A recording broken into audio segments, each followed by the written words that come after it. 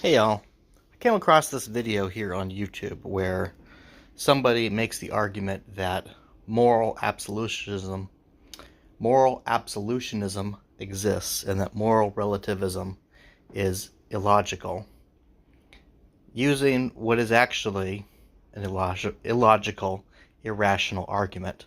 So let's watch the video and I'll tell you why the person making the argument is mistaken.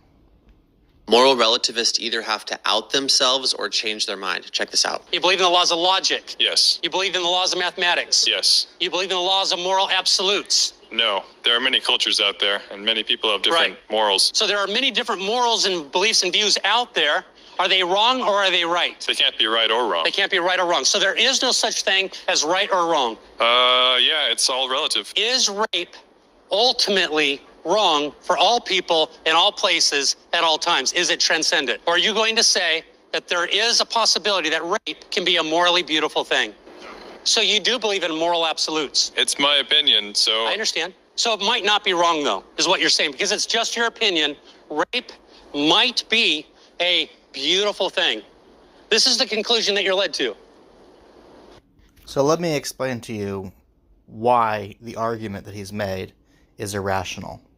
First of all, moral relativism is not the argument that all things can be morally right and all things can be morally wrong. That's not the argument at all.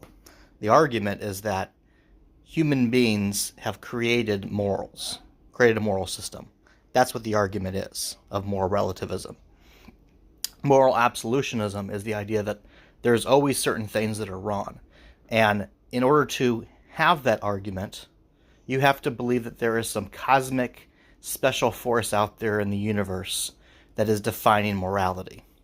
That's why moral absolutionism is inherently irrational. It's not conducive to, reality, because there is no evidence of some cosmic force that determines what is right and what is wrong.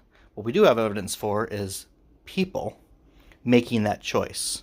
And as the gentleman in the blue shirt here pointed out, lots of different cultures have different perspectives.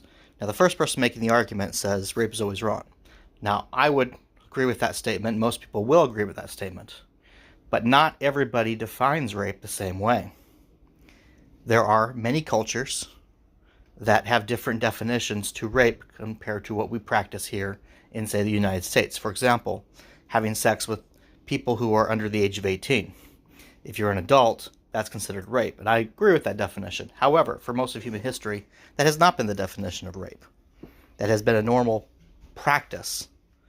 Now I will say, pretty much all of us are descended from people who are the product of teenage marriages, right? So if you're trying to make the argument that, that's always wrong, then you're saying that every person alive is the product of some type of morally wrong action. And maybe that's true, in the sense that most people will agree with that statement today. But it's not true in the sense that most people in the past obviously didn't agree with that. Then you have to consider the fact that in many cultures, people who weren't part of the same country weren't considered to have rights. So it was legal to rape those people. So this is the problem when you're trying to have moral absolutionism, is that human beings have been around for, hundreds of thousands of years. There's a lot of things that have happened in that past that have nothing to do with the current state of laws that we have in our current society. Those laws are created based upon a collective agreement, at least in a democratic society. I suppose even in a dictatorial one, because people have agreed to be ruled by the dictators by simply not resisting it. People create moral codes in communities, and then they live by them, and that becomes what is right and what is wrong within those communities. You go to a different country, you often have many similarities, but some of the definitions for things like theft and rape may be different. Definitions for murder may be different. Okay? So, moral relativism is not the idea that if one person agrees with another person on something being bad, that every human being on the planet or who has ever lived has that same agreement. That is an irrational claim. That is, I believe it's a logical fallacy of, I can't remember the name of it, but it's basically the fallacy where you're judging the rest of everything by a small part of something.